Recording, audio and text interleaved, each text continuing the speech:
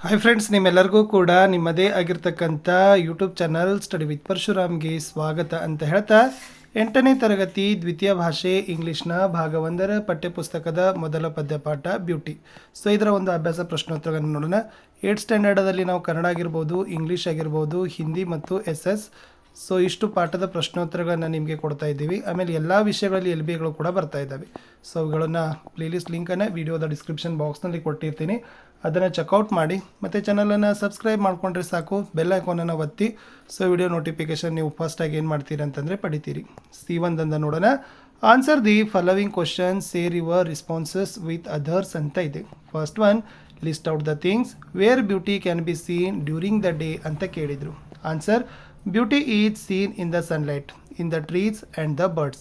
It can be seen in the fields where a people grow crops and dance for their harvest ಅಂತ ಬರೆದ್ರೆ ಸಾಕು. Second one, the poet says beauty is heard in the night. Pick out any two things of beauty from the poem what are seen at night ಅಂತ ಕೇಳಿದರು. Answer is, beauty is heard in the wind saying and rain falling ಅಂತಕ್ಕಂಥದ್ದು ಏನು ಮಾಡಿದರು, ಪದ್ಯದಲ್ಲಿ ಅವುಗಳ ಬಗ್ಗೆ ಹೇಳಿದ್ದಾರೆ. ಪ್ರಶ್ನೆ 3ಕ್ಕೆ ಬರೋಣ. Read the first and second ಸ್ಟಾಂಜಾ of the poem again. Note the following ಪ್ರೇಜಸ್: corn growing, people working or dancing, wind sighing, rain falling, a singer chanting. There could be written as corn that is growing, people who are working or dancing.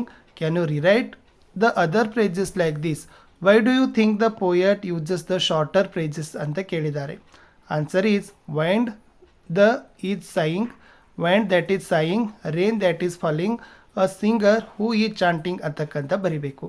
Next ಏನು ಕೇಳಿದ್ದಾರೆ ಅಂದರೆ, the poet must have used short phrases for making a right rhyme scheme and for proper lucid meaning ಅಂತಕ್ಕಂಥ ಬರೆದ್ರೆ ನಿಮ್ಮ answer ಏನಾಗ್ತದಪ್ಪ ಅಂದರೆ complete ಆಗ್ತದೆ. So ಮುಂದೆ ಇರ್ತಕ್ಕಂಥದ್ದು ಪ್ರಶ್ನೆ 4. The poet says beauty is seen and beauty is heard. List out the beautiful things you have seen or heard ಅಂತ ಕೇಳಿದ್ದಾರೆ. Answer, I have seen beauty in the painting, chirping of birds and in the portraits. I have heard the rustling leaves and beating of drums ಅಂತಕ್ಕಂಥ ಬರೆದ್ರೆ answer complete ಆಗ್ತದೆ. Next 5ಗೆ ಬರೋಣ. The poet says beauty is in yourself. What are things does she mention here? When does she want us to follow them?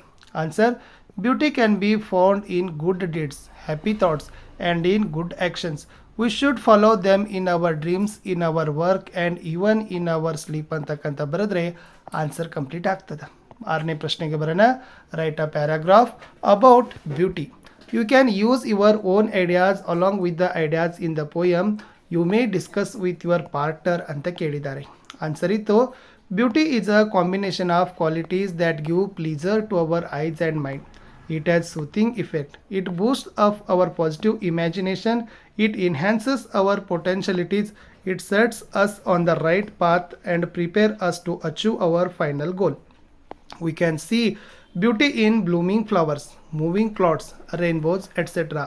Likewise, we can hear beauty in the running water of the rivers, in the cool breeze that blows gently. We can perceive beauty in someone's good and kind actions ಅಂತ ಬರೆದ್ರೆ ಸಾಕು. 7ಗೆ ಬರೋಣ. The phrase wind sighing is personification. Give a 2 more examples of personification. You may take the help of your teacher.